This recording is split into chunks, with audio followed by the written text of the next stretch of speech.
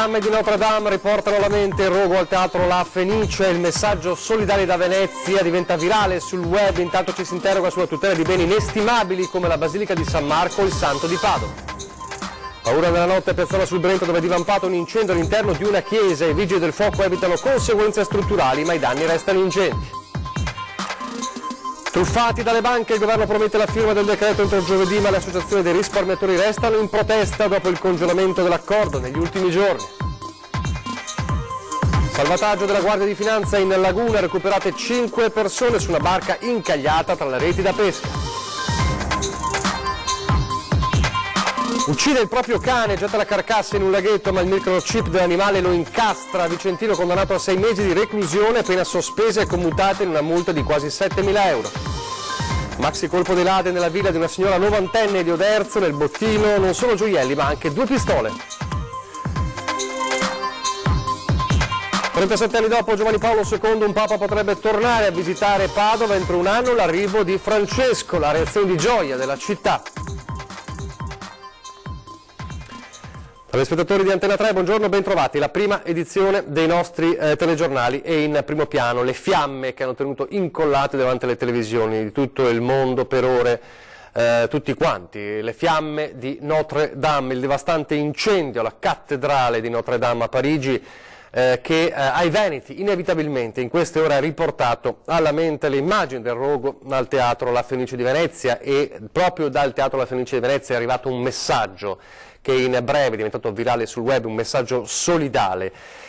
Ma intanto le fiamme di Notre Dame costringono a interrogarsi sulla tutela dei nostri beni inestimabili, su tutti la Basilica di San Marco a Venezia e il Santo a Padova. And sent its spire crashing to the ground. Il tweet del Teatro La Fenice che fa il giro del mondo e fa sentire i francesi, increduli davanti al fuoco che divora la cattedrale, meno soli. Brucia a Notre Dame, nel cuore di Parigi. Siamo stati assaliti dal fuoco, ma dal fuoco siamo risorti più forti di prima. Siamo al vostro fianco, amici, non temete, scrivono dal Gran Teatro di Venezia, distrutto da 2 devastanti incendi il 3 dicembre del 1836 e il 29 gennaio del 1996. Un filo ha legato nella notte appena trascorsa a Venezia e Parigi. Gli sguardi dei parigini affollati lungo la Senna rimandavano agli occhi lucidi, attoniti dei veneziani che assistevano alla seconda morte della loro Fenice, risorta e nuovamente inaugurata nel 2003 al motto "Com'era e dov'era", ripreso da un altro simbolo del Veneto distrutto e ricostruito, il campanile di San Marco. Sui social lo sconcerto di chi fino a tarda ora ha seguito la dolorosa agonia di Notre Dame, fino alla notizia, in parte consolatoria, del perimetro della cattedrale rimasto in piedi e del suo maestoso colonnato. Ci si interroga anche in Veneto sulla tutela di beni artistici e sacri dal valore inestimabile. La Basilica di San Marco e il Santo di Padova, patrimoni della comunità mondiale, che si risvegliano oggi come molti altri simboli dell'arte e della religiosità, fragili, né eterni né intoccabili se Notre Dame di Parigi può bruciare nell'incendio innescato da un innocuo cantiere che doveva servire a preservarne lo stato per le generazioni a venire, non certo a provocare un rogo che ha rischiato di lasciare nel cuore dell'Île-de-France solo delle macerie. E proprio in queste ore il caso ha voluto che un incendio divampasse in una chiesa. Siamo a Piazzola sul Brenta, l'intervento dei vigili del fuoco ha scongiurato il peggio.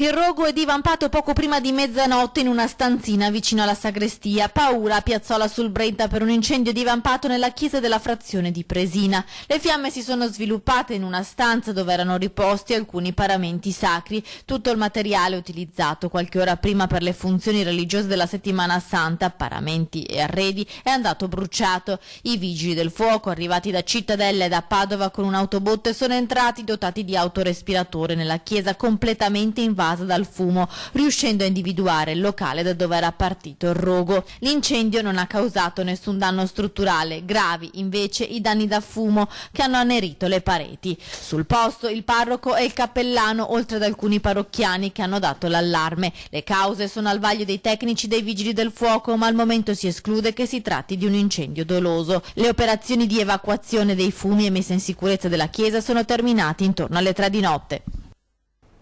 Ancora un incendio, stavolta in una rimessa agricola a Fara Vicentino.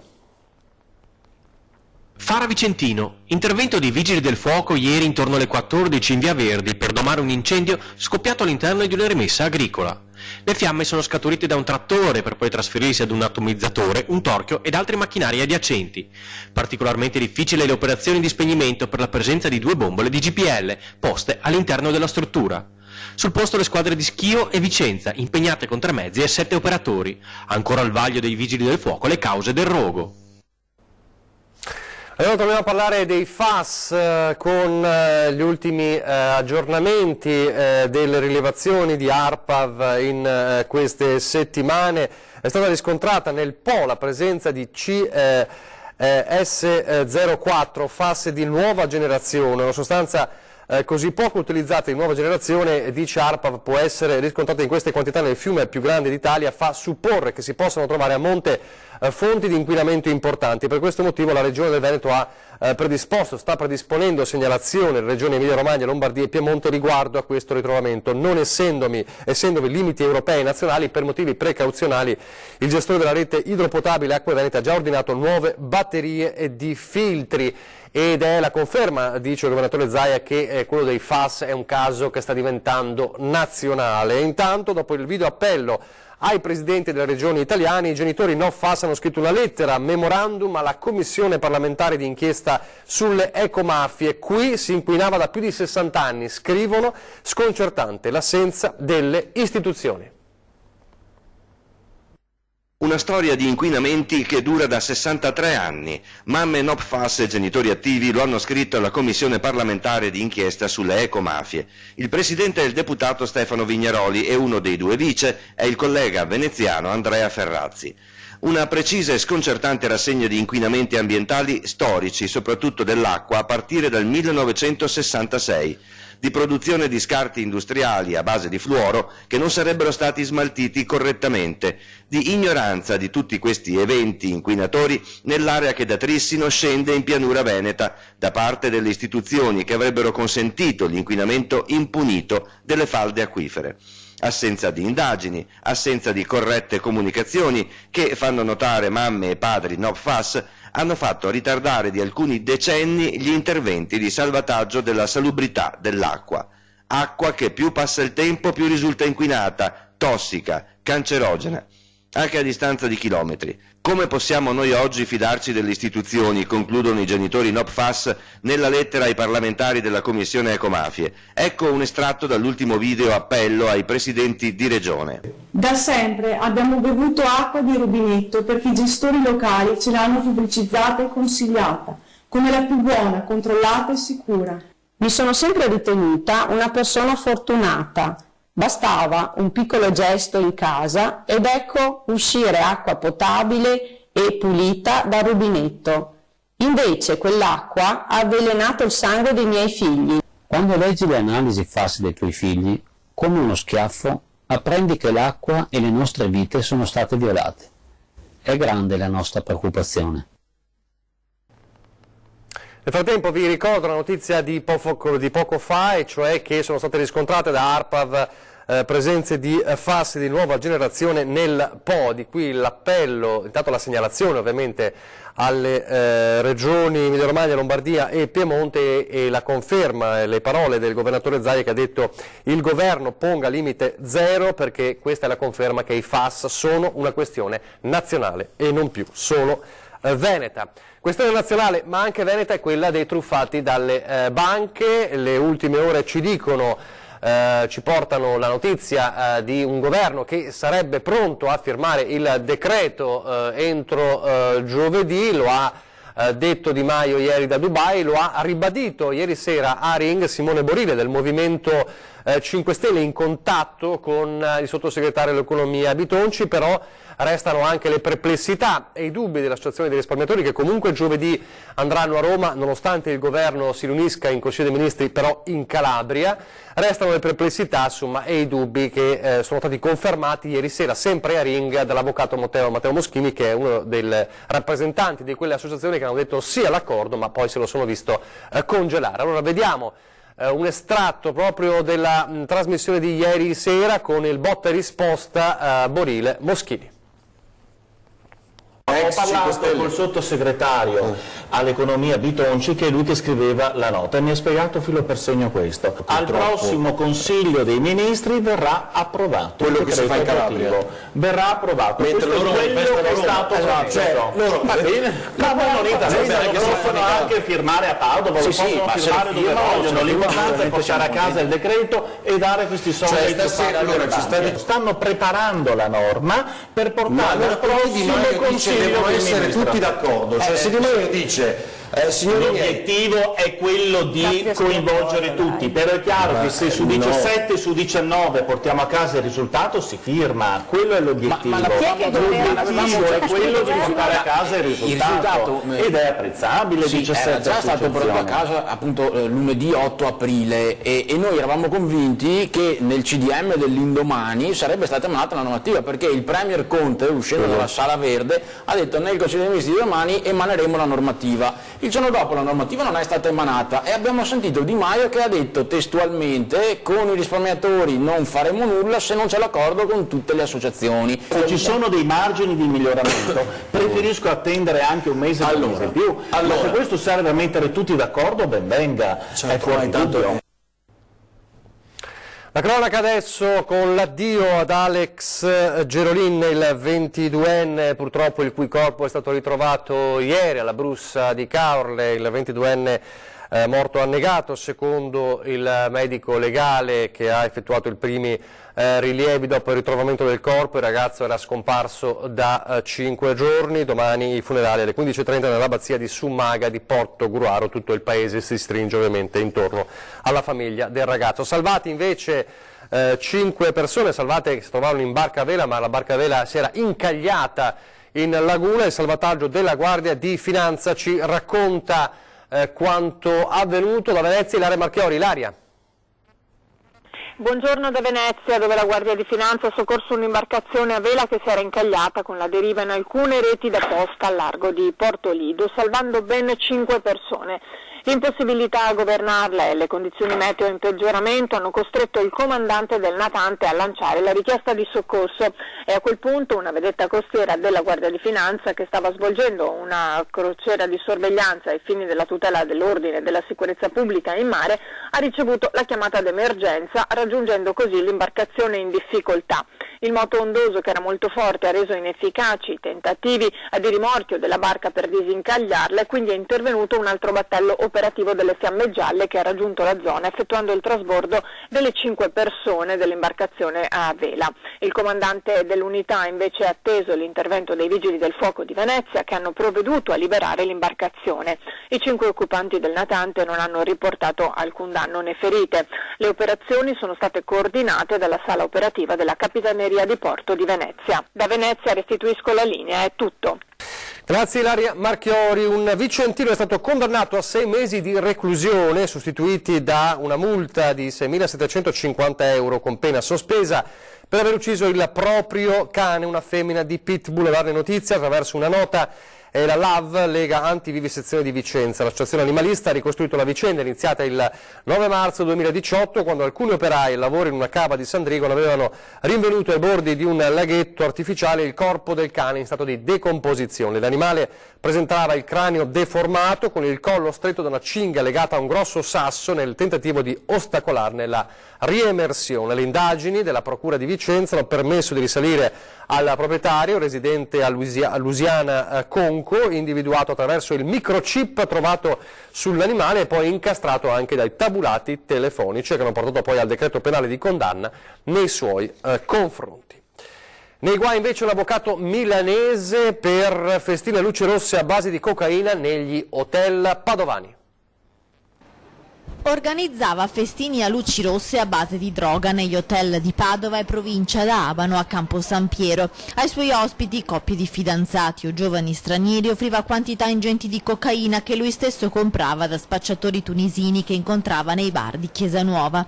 Un avvocato milanese, ma di fatto domiciliato a Padova, è stato posto all'obbligo di dimora nella provincia di Milano e di rimanere in casa dalle 21:30 alle 6 del mattino. Al termine di un'indagine della squadra mobile di Padova, durata circa 2 anni e iniziata nell'agosto del 2017 dopo una lite furibonda tra l'uomo e un compagno di stanza marocchino. Secondo quanto documentato dagli inquirenti, gli acquisti di cocaina del legale 52enne erano spasmodici e non giustificabili, con l'uso esclusivamente personali, tali invece da far ritenere che fossero finalizzati anche alle cessioni della droga durante gli incontri hard nelle stanze di albergo.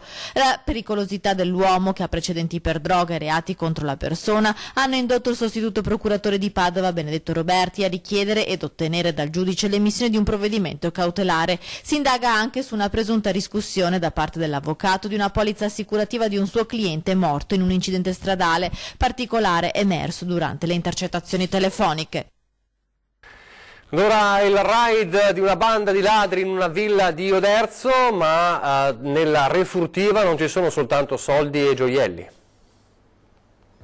Furto in una villa di proprietà di un'anziana in viale Frassineti ad Oderzo. I ladri sono entrati in casa forzando una finestra alla sera, mentre la proprietaria, una signora di 90 anni, era fuori. Una volta dentro la villa, i malviventi hanno frugato dappertutto a caccia di preziosi e della cassaforte, che alla fine, dopo aver rovistato ovunque, sono riusciti a trovare. Dentro, oltre ad alcuni gioielli, erano custodite anche 2 pistole regolarmente detenute. Sono state rubate anche queste. Per aprire la cassaforte i ladri hanno lavorato a lungo, utilizzando pure un flessibile. La villa è piuttosto isolata e nessuno dei vicini di casa ha udito alcunché. Sull'episodio indagano i carabinieri della tenenza di Oderzo, che stanno vagliando tra l'altro le immagini del sistema di videosorveglianza della zona. Pochissimi istanti di pubblicità e torniamo subito.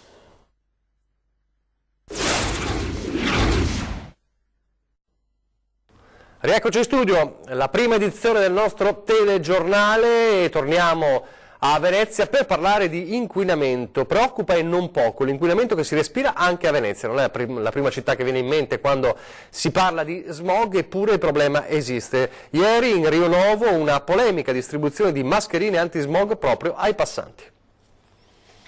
Attenzione quando passate di qua, il canale più inquinato di Venezia è questo. Chi pensa che a Venezia si respiri un'aria meno inquinata perché non ci sono le automobili, probabilmente non ha idea delle proporzioni raggiunte dal traffico acqueo, che oggi produce da solo il 44% delle polveri ultrasottili in città. Rio Novo, una trafficatissima scorciatoia per raggiungere in breve tempo Rialto, San Marco da Piazzale Roma, ha ormai raggiunto livelli di inquinamento paragonati alla tangenziale di Mestre. I residenti del gruppo Insieme per Venezia e Terraferma distribuiscono mascherine antismog ai passanti. Naturalmente una mascherina solo dimostrativa, perché in realtà non ci protegge veramente da tutto questo inquinamento che abbiamo, soprattutto qua in Rio Nuovo, ma tutta Venezia ormai è inquinata, lo sappiamo bene. Arriviamo a livelli superiori a Milano, il che è tutto dire. Proprio su Rio Novo il comune è intervenuto con delle limitazioni alla circolazione che alcuni ritengono però ancora troppo blande. Chi manifesta oggi qui espone quello che è lo slogan della città che vorrebbero. Venezia capitale verde d'Europa, perché il nostro scopo sarebbe quello di portare avanti questo discorso dove tutti, cioè questo insieme vuol dire veramente tutti, tutte le associazioni, tutte i cittadini eccetera vogliono fare qualcosa per salvare questa città, e vuol dire impegnarsi a trasformare tante cose. È un percorso lungo, ma se vogliamo lo possiamo fare. Adesso invece a Padova, che reagisce con gioia alla notizia che entro un anno, forse già nel 2019, Papa Francesco potrebbe visitare la città del Santo. 37 anni dopo Giovanni Paolo II, un papa potrebbe tornare a visitare la città di Padova. La rivelazione inaspettata, ma da tempo sperata, è arrivata durante il commento della messa domenicale da San Pietro. Parlando delle future visite papali, oltre a quella già ufficializzata a Napoli il prossimo 21 giugno, si è fatto il nome della città del Santo, una notizia che ha riempito di gioia i padovani. Una visita del Papa è sempre ben accetta. Cosa mostrerebbe al Papa di Padova? Prima di tutto la Basilica di Sant'Antonio, dopo la porterai in centro al Pedrocchi a prendersi un caffettino. Magari, siamo contenti. Lo porterei appunto al Santo, a San Padre Leopoldo, nei santuari che abbiamo qua, insomma, no? E anche all'università lo porterei. Tra le visite che il Papa potrebbe fare in città quasi sicuramente ci sarà il carcere, vista la grande amicizia tra il Santo Padre e il cappellano dei due palazzi, Don Marco Pozza. Ho letto nelle bacheche, sono ben contenta perché è giusto anche che venga, visto che siamo qua anche in una città particolare con il Santo, e sono contenta che venga a Padova. Io sono contento se ci sarò io nel 2020. Se viene a Padova siamo contenti, questo è l'unico commento della diocesi. Proprio lo scorso 23 marzo il vescovo Claudio aveva incontrato il pontefice in Vaticano insieme agli studenti del collegio Barbarigo e aveva rinnovato l'invito in città, un invito che evidentemente non ha lasciato indifferente Papa Francesco, da sempre molto devoto a Sant'Antonio. Papa Francesco pare voglia venire a Padova nel 2020, è contento di questa scelta? Sì, molto contento, così conosce anche la Basilica del Santo. E lo andrà a vedere se viene a Padova? Senz'altro, perché mi piace. Insomma, manca ancora l'ufficialità, ma la voce della venuta del Papa trova conferma tra le sale del Comune. Il periodo potrebbe essere quello compreso tra fine del 2019 e l'inizio del 2020. Ci faremo trovare pronti, ha detto soddisfatto il sindaco Giordani. Padova se lo merita, tanto che tutti ce l'avevano da fare, vescovo compreso, Don Claudio compreso, per cui siamo molto contenti. A proposito di Padova 2020, è anche Padova 2020 capitale del volontariato ed è stato firmato in comune un protocollo da cui emergono le tematiche che verranno affrontate nella città del Santo.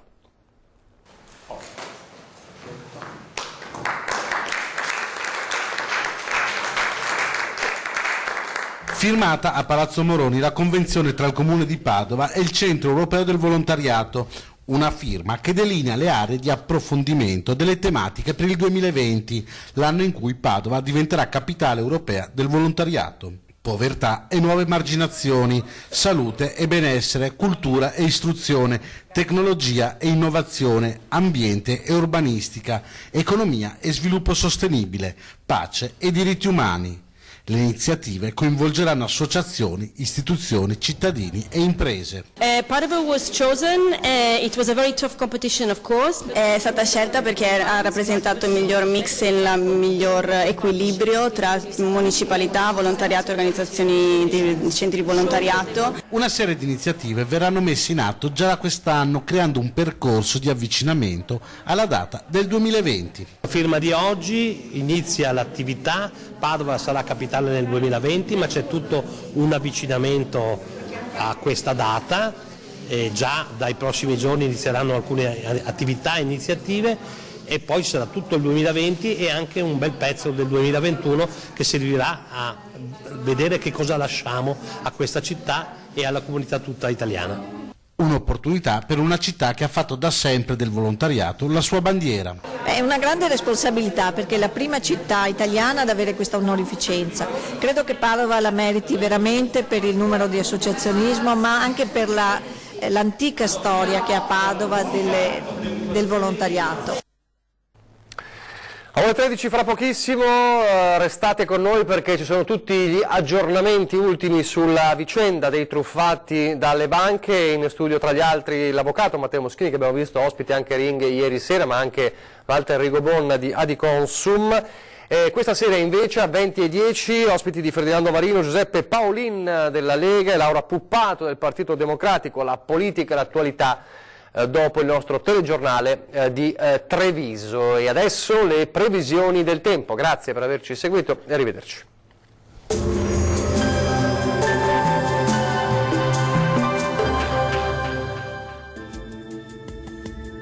Ben ritrovati al meteo. L'alta pressione riconquista le nostre regioni, ecco dunque che ci attende un martedì 16 aprile all'insegna del tempo asciutto e stabile.